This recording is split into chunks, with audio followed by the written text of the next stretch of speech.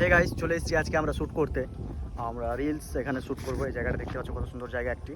আর এই যে ধান কিভাবে লাগানো হয় দেখো, কত মানে লাইন ধরে সারি সারি করে ধানগুলো লাগানো হচ্ছে।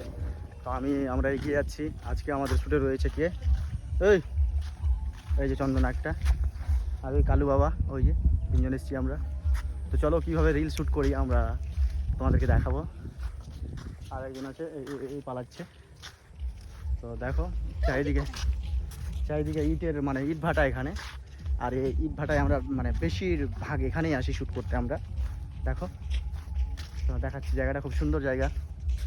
এই দেখো, আর এই দেখো পাহাড়ের মতো, এই দেখো কত উঁচু একটা মাটির পাহাড়। দেখো, বলে গেছি তোমাদেরকে, যদি ইট কারুর লাগে তো বলো, আমি ইট সাপ্লাই দিয়ে দেবো এখান থেকে, যত ইট লাগে। দেখতে পাচ্ছি ইট কত, এই দেখো, এই দেখো ইটের পাহাড় এখানে আছে। দেখো চারিদিকে শুধু ইট ইট ইট ইট ইট ইট, খালি ইট আছে দেখো। আর ইট ভাটা কারা কারা মানে ইট কীভাবে পোড়ায় তোমরা যারা যারা দেখো নি অবশ্যই কমেন্টে জানাও।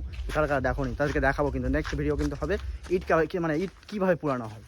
এই দেখো কত ইট, দেখো সুন্দর সুন্দর ইট। দেখো ইট লাগলে অবশ্যই বলবে তোমরা কিন্তু। তো চলো দেরি না করে আমরা শুরু করি আজকের ভিডিও। By, tata.